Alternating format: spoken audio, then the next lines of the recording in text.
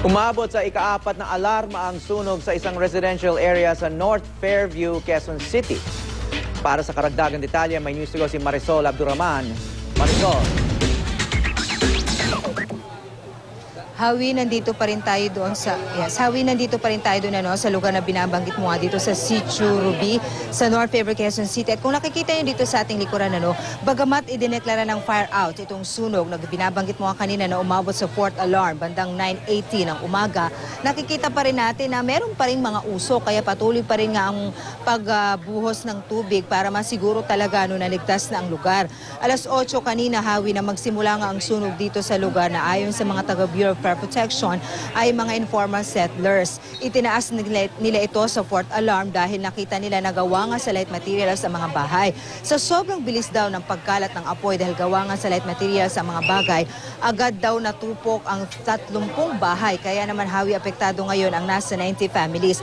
Sa katunayan, ayon sa Operations Chief ng ng Quezon City Fire, pagdating daw nila dito, maraming bahay na ang natupok. Kaya hindi raw naitawag kaagad sa kanila ang sunog, kung kaya't medyo huli na raw sila nang dumating dito. Nakaantala pa sa kanilang operasyon, Hawi, dahil talagang hindi basta-basta narating ang lugar na ito.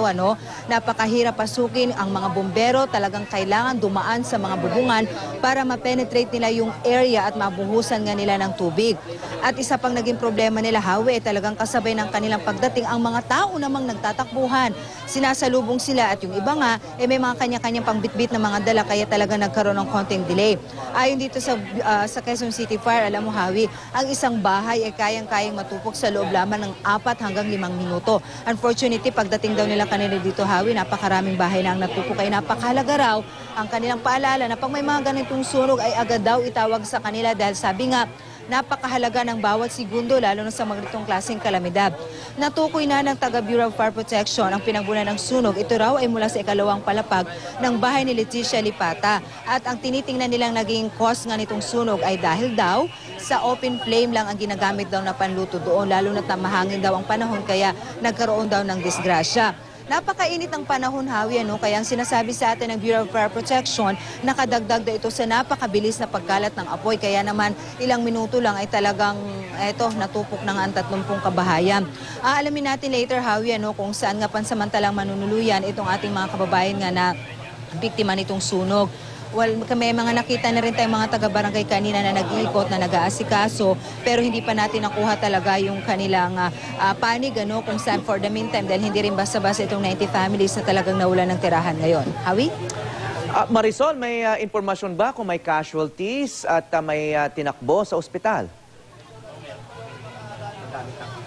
Oo, Hawi, mabuti na lamang sa bagamat bad news ito at nagkaroon ng sunog. So far, ang sinasabi sa atin ng Bureau of Fire Protection, wala naman daw napapaulat ng sugatan. Pero ang kanilang karanasan daw usually kapag kaganon, pag nagsettle na yung sitwasyon at medyo maayos na, doon lamang daw may mga naglalabasan na may mga injured pala na mga residente. Sa ngayon kasi, usually daw ang concentration ng ating mga kababayan, magsalba ng kanilang gamit, buhusan ng tubig ang kanilang mga bahay para ma-save pa nga ito. Just later on na lamang daw naglalabasan. We're hoping, Hawi, na sana nga walang nasaktan dito sa sunog. At fortunately, wala namang namatay dito sa sunog, Hawi.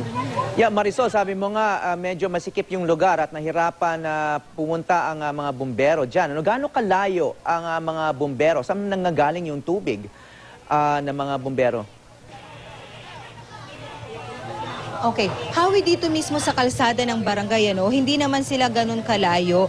Pero ang problema kasi talaga nila is like how they can penetrate talaga doon sa area na nasusunog. Hindi nila mailatag ang kanilang mga fire hose talaga sa kalsada.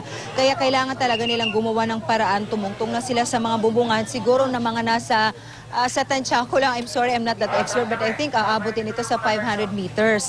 So dito, pinapaikot-ikot pa nila talaga yung kanilang mga kung paano nila mararating doon. At isang naging problema, maliban mismo dito sa location ng kanilang mga fire truck doon sa lugar na nasusunog, yung way papunta dito kasi medyo masikip kasi ito, Hawi. Kaya isa daw yon sa nagpa-delay ng kanilang operations, Hawi.